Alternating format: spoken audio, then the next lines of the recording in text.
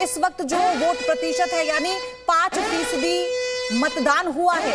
ये बड़ी जानकारी। सुबह गति थोड़ी धीमी थी, लेकिन जैसे जैसे दिन चढ़ा जो वोटर्स हैं वो बड़ी संख्या में पोलिंग बूथ पर पहुंच रहे हैं और एक बार फिर से रफ्तार पकड़ ली है मतदान ने। और अब आपको हम बता दें, जो 10 बजे तक का वोटिंग शेयर है वो 5% है। इस वक्त जो बड़ी अपडेट आपको बता रहे हैं, लगातार आगे भी बताते रहेंगे। 9:30 बजे तक का 5% मतदान 9:30 बजे तक हो चुका है। 19 जिलों की 89 सीटों पर यह वोटिंग इस वक्त चल रही है। कई दिग्गजों ने सुबह ही जाकर पोलिंग बूथ पर वोट किया है ताकि एक मैसेज जाए, और लोगों से उन्होंने अपील की कि अपने घरों से निकलें। आज का दिन मिस नहीं होना चाहिए। आज आपका दिन है, आपके अधिकार के इस्तेमाल का दिन है, तो निकलिए, अपने अधिकार का इस्तेमाल कीजिए और वोट कीजिए उस प्रत्याशी को, उस पार्टी को जिसको आप देना चाहते हैं। जी न्यूज भी लगातार आपसे यही अपील कर रहा है। देखिए, इन तस्वीरों के जरिए हमारी भी आपसे यही अपील है। आज आपका दिन है, आज बटन दबाइए और अपने इच्छा की पीएमईजीपी योजना के तहत 10 लाख लोन लेकर क्या अपना खुद का बिजनेस शुरू करना चाहते हो? इसे लेने के सीक्रेट्स को जानना चाहते हो?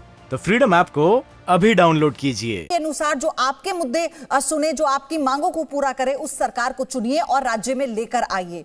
तो बड़ी संख्या में निकलिए। अरे यार, तो राजकोट का राज परिवार भी आप तस्वीरों में देखिए। ये परंपरा रही है कि किस तरह से एक शाही सवारी के जरिए हमेशा से ये जो राज परिवार है ये वोट डालने के लिए पहुंचता है। हालांकि और जितने भी कार्यक्रम वहां पर होते हैं तो शाही परिवार का जिक्र ना हो और शाही परिवार की शाही सवारी ना निकले, ऐसा हो नहीं सकता। तो आज का दिन तो बहुत महत्वपूर्ण है और राजकोट का ये शाही परिवार भी वोट डालने के लिए पहुंच रहा है, यानी अपने मत का इस्तेमाल करने के लिए पहुंच रहा है। तो ये बड़ी अपडेट एक और आपको हम दे रहे हैं। तस्वीरों के जरिए आप देखिए कि राजकोट के राज परिवार, शाही परिवार ने भी वोट डाला, पोलिंग बूथ पर पहुंचा शाही परिवार। और ये शाही सवारी राजसी ठाट बाट को दिखाती हुई, लेकिन जब वोट डालने सब पहुंचते हैं तो हर कोई एक नागरिक के तौर पर अपने मत का इस्तेमाल करता है, फिर चाहे वो नेता हो या फिर राजा क्यों ना हो। आम आदमी की तरह कतार में खड़े होना होगा, अपनी बारी का इंतजार करना होगा और नीली स्याही के जरिए ये बताना होगा कि आपने भी नागरिक होने का फर्ज निभाया, आप वोट डालकर आए हैं।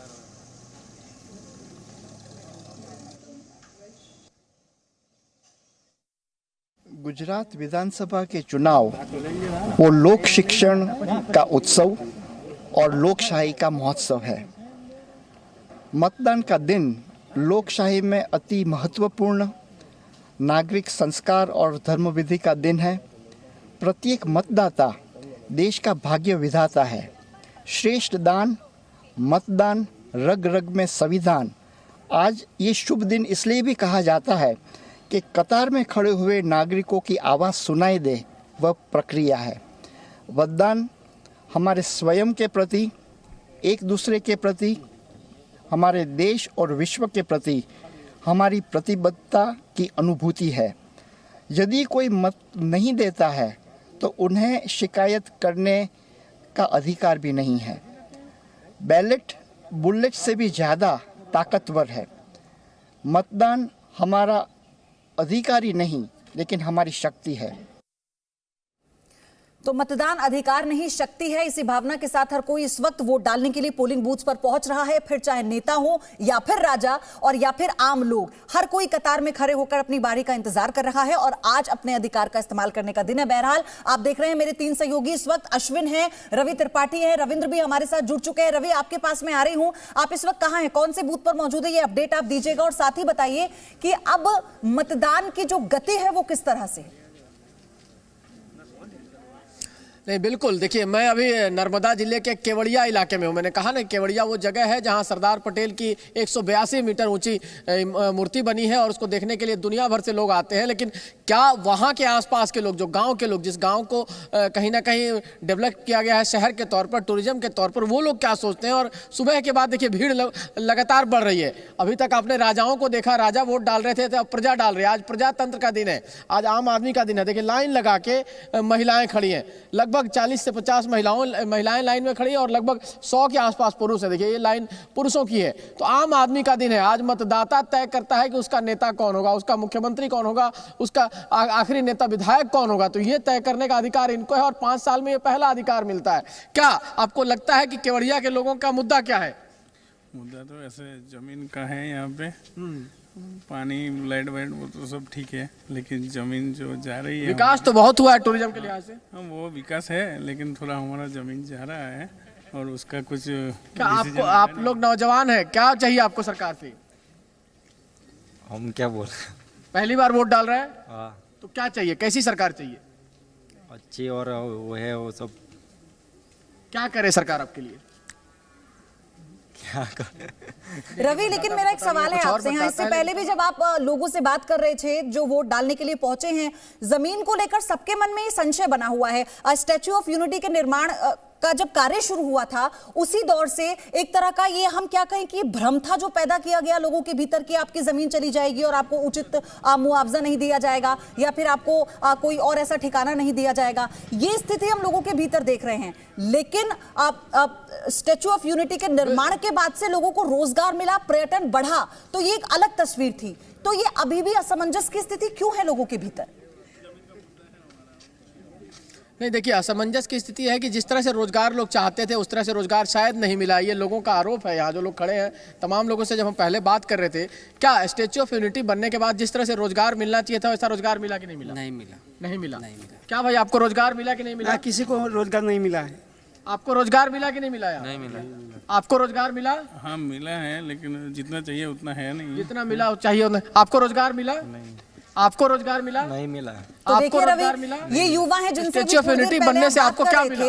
जिनसे आप थोड़ी देर पहले बात कर रहे थे, फर्स्ट टाइम वोटर्स हैं जिनके पास शायद यही एक जवाब था कि उन्हें उनके लिए सबसे प्रायोरिटी क्या है, प्राथमिकता है रोजगार, और इसी को लेकर उनके मन में ये संशय है जिसका जिक्र पहले मैंने आपसे किया। मैं आऊंगी आपके पास। अश्विन भी हमारे साथ है राजकोट से। अश्विन, आपके साथ हम देख रहे हैं महिलाएं मौजूद हैं, आप पहले उनसे बात कीजिए, उनकी भागीदारी को लेकर, उनके मुद्दों को लेकर। जी बिल्कुल, ये वोट करके आई हैं। पहले आप लोग अपनी उंगलियों का निशान दिखाइए।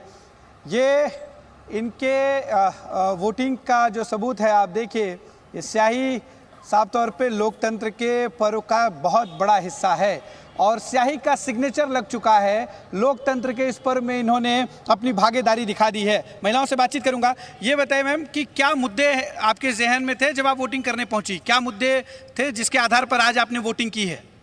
मुद्दा तो ये है कि इतनी महंगाई है, हम क्या कर सकते हैं गरीब आदमी। इसका मुद्दा बहुत बड़ा है। तो आप चाहती है जिसे भी आपने वोट किया है वो इस महंगाई के जो है खत्म करे महंगाई को? हाँ, महंगाई को खत्म करने का है, दूसरा क्या करने का नहीं। चलिए, इतनी महंगाई कैसे रहते नहीं हम? बिल्कुल, क्या कहना चाहेंगी? क्या मुद्दा था आपके जहन में जब आप वोट कर रही थी? तो महंगाई इतनी है, बहुत सारे, महंगाई कम कर दे बस। देखिए, ये गृहिणी है और घर चलाने में जाहिर सी बात है परेशानी आ रही होगी और महंगाई को ध्यान में रखते हुए इन्होंने वोट किया है। क्या मुद्दा है आपका? महंगाई का मुद्दा है।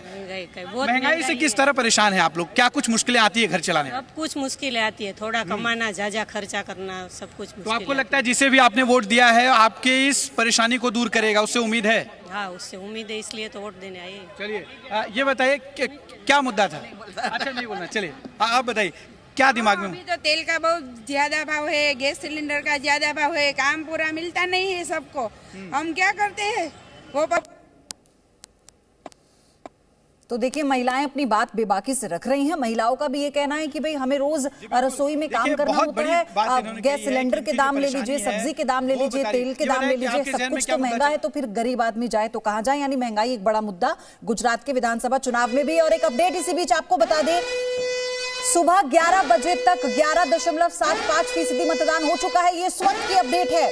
लगभग 11:15 बज रहे हैं और ये 11 बजे तक का वोटिंग परसेंटेज आपको हम बता रहे हैं। सुबह 11 बजे तक 11.75%, यानी लगभग 12% आप इसे मानिए कि इन 89 सीटों पर वोटिंग इस वक्त जारी है और ये इस वक्त का अपडेट है। रविंद्र कुमार हमारे सहयोगी अहमदाबाद से हमारे साथ हैं। रविंद्र, आप किस तरह की तस्वीर दिखाएंगे, किस तरह की गति और उत्साह वहां पर देखने को मिल रहा है लोगों में?